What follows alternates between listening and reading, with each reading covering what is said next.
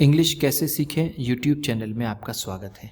इस क्लास में हम इस स्टोरी के एक एक वर्ड का उच्चारण लिखकर इसे ट्रांसलेट करेंगे और इसकी वर्ड मीनिंग भी आपको लिखते हुए बताते हुए चलेंगे, जिससे आपको इंग्लिश पढ़ने के साथ साथ उसकी मीनिंग भी निकालना आसानी से आने लगे और आपकी वोकेबलरी, आपकी वर्ड मीनिंग और अच्छी हो और वो आपको ज़्यादा समय तक याद रहे। इसी के साथ आप कर दीजिए इस वीडियो को लाइक और मैं करता हूँ शुरू। कॉपी कैट क्रो, नकलची कौवा। कॉपी कैट का मतलब होता है नकलची, क्रो कौवा। वंस एक बार, वंस का मतलब होता है एक बार। There was a hungry falcon, there was a hungry falcon. एक भूखा बाज था। फैल्कन का मतलब होता है बाज, हंग्री भूखा, वॉज था, आ एक। एंड और ही सैट, ही सैट वह बैठा। सैट का मतलब है बैठा। सैट सिट का सेकेंड फॉर्म है। सिट का मतलब होता है बैठना, सैट है तो बैठा। On the Cliff, on the Cliff पहाड़ की चोटी पर। क्लिफ का मतलब होता है पहाड़ की चोटी। अगर कोई चीज़ ऐसे है, अगर ये पहाड़ है तो इसे हम क्लिफ कहते हैं। तो वो पहाड़ की चोटी पर बैठा। For a very long time, for a very long time बहुत लंबे समय तक, यानी बहुत देर तक। For a very long time का मतलब है बहुत देर तक, बहुत देर तक। In the hope, in the hope आशा में। Of spotting prey, of spotting prey शिकार को देखने के।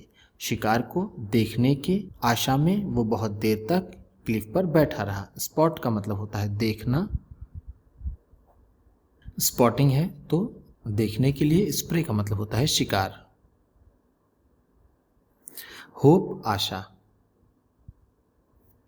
The falcon saw, the falcon saw उस बाज ने देखा। सॉ का मतलब है देखा। सॉ सी का सेकेंड फॉर्म है। सी का मतलब होता है देखना, सॉ है तो देखा। अ रैबिट, आ रैबिट एक खरगोश। रैबिट का मतलब होता है खरगोश। And flew down, and flew down और नीचे उतरा यानी नीचे उड़ा। ऑन इट, ऑन इट इस पर यानी उस खरगोश पर। And caught it, and caught it और इसे पकड़ लिया। कॉट कैच का सेकेंड फॉर्म होता है। कैच का मतलब होता है पकड़ना और कॉट है तो पकड़ लिया, इट इसे यानी उस खरगोश को। आ क्रो, आ क्रो एक कौवा। Sitting on a tree, sitting on a tree पेड़ पर बैठा हुआ। सिटिंग का मतलब है यहाँ पर बैठा हुआ, बैठा हुआ। ऑन अ ट्री पेड़ पर। सॉ देखा। दिस स्टाइल, दिस स्टाइल ये तरीका। Of the falcon, of the falcon उस बाज का। ऑफ का मतलब है का, द फैल्कन उस बाज का। एंड और was very impressed, was very impressed, और बहुत प्रभावित हुआ। इम्प्रेस का मतलब होता है प्रभावित होना, इम्प्रेस्ड है तो प्रभावित हुआ, प्रभावित हुआ। With the falcons skills, with the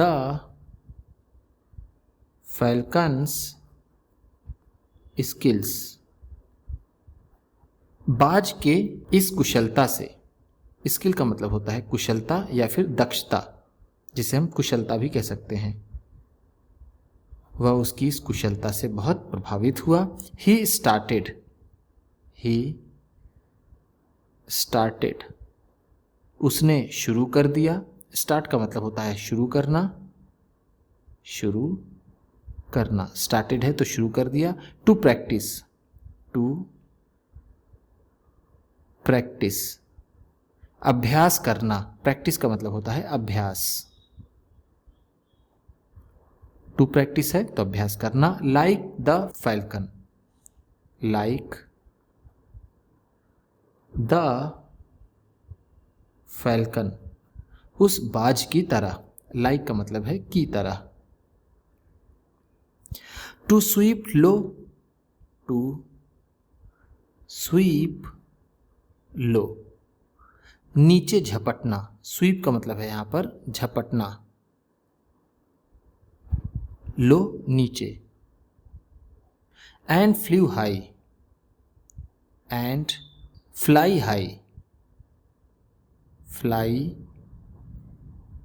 high, और ऊंचा उड़ जाना। फ्लाई का मतलब होता है उड़ना, हाई का मतलब ऊंचा। उसने अभ्यास करना शुरू कर दिया, झपट कर नीचे आना और ऊंचे उड़ जाने का। After some days, after some days, कुछ दिनों बाद। आफ्टर का मतलब है बाद, सम डेज कुछ दिनों, कुछ दिनों। The crow felt confident, the crow felt confident, कौवे को आत्मविश्वास हो गया। कॉन्फिडेंट का मतलब होता है आत्मविश्वास, आत्मविश्वास या फिर खुद पर भरोसा। कौवे को खुद पर भरोसा हो गया। To try his new skills, to try his new skills, इस नई कुशलता को आजमाने के लिए। ट्राई का मतलब है यहाँ पर आजमाना।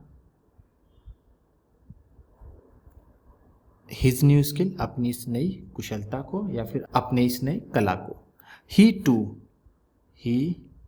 टू, उसने भी सॉ, देखा। अ रैबिट, एक खरगोश। हॉपिंग, फुदकता हुआ। हॉप का मतलब होता है फुदकना, हॉपिंग है तो फुदकता हुआ। ध्यान दीजिएगा, आपने एक वर्ड ऊपर पढ़ा था hope, in the hope of. इस होप का मतलब होता है आशा, और ये हॉपिंग है जिसका मतलब होता है फुदकना। Below the tree, below the tree, पेड़ के नीचे। पेड़ के नीचे एक खरगोश को उसने फुदकते हुए देखा। बिलो का मतलब है नीचे, द ट्री पेड़ के। ही स्वेप्ट डाउन, ही स्वेप्ट डाउन, वह नीचे झपटा। At the rabbit, at the rabbit, उस खरगोश पर। But missed it, but missed it, लेकिन वो चूक गया या फिर उससे मिस हो गया। मिस का मतलब होता है चूकना। बट लेकिन वह चूक गया। And his head, and his head, और उसका सिर। क्रैश्ड हार्ड, क्रैश्ड हार्ड, जोर से टकराया। क्रैश्ड का मतलब है टकराया, या फिर लड़ा, हार्ड जोर से, जोर से। On the ground, the ground, जमीन से, उसका सिर जोर से जमीन से टकराया। ग्राउंड का मतलब है जमीन। After that day, after that day, उस दिन से। आफ्टर दैट डे का मतलब है उस दिन से, उस दिन से। The crow decided, the crow decided, कौवे ने निश्चय किया। डिसाइड का मतलब होता है निश्चय करना या फिर निर्णय करना, फैसला लेना। डिसाइडेड है तो उसने निश्चय किया। Never to copy, never to copy, कभी ना नकल करने की। नेवर का मतलब है कभी नहीं, कभी नहीं। कॉपी नकल करना, नकल करना। द फैल्कन, द फैल्कन, उस बाज की। And use only his skills, and use और उपयोग में लाने की। ओनली हिज स्किल्स, सिर्फ अपनी कला को। ओनली का मतलब है सिर्फ, स्किल्स का मतलब यहाँ हम कह सकते हैं कला या फिर दक्षता या फिर कुशलता। उसने निश्चय किया कि वो अब फैल्कन की नकल कभी नहीं करेगा और सिर्फ अपने कला का उपयोग करेगा। मोरल, इससे हमें शिक्षा क्या मिलती है? नैतिक शिक्षा। ऐसे तो मोरल का मतलब होता है नैतिक। Never copy others, never copy others, दूसरों की कभी नकल मत करो। नेवर का मतलब है कभी नहीं, कॉपी नकल करना, अदर्स दूसरों की, दूसरों की, दूसरों की कभी नकल ना करना। उम्मीद करता हूँ इस क्लास में बताई गई वर्ड मीनिंग्स और सेंटेंसेस आपको अच्छे लगे होंगे। सबसे अच्छा वर्ड कौन सा लगा इसे कमेंट बॉक्स में ज़रूर बताइएगा। इसी तरह की वीडियोस के साथ साथ ढेर सारी रीडिंग की, ट्रांसलेशन की और बहुत सी इंग्लिश सीखने वाली वीडियोस पाने के लिए चैनल को सब्सक्राइब कीजिए। और ये वीडियो किसी न किसी अपने एक दोस्त को, मित्र को, परिवार वाले को शेयर भी ज़रूर कर दीजिएगा। तो चलिए मिलते हैं फिर अगली वीडियो में।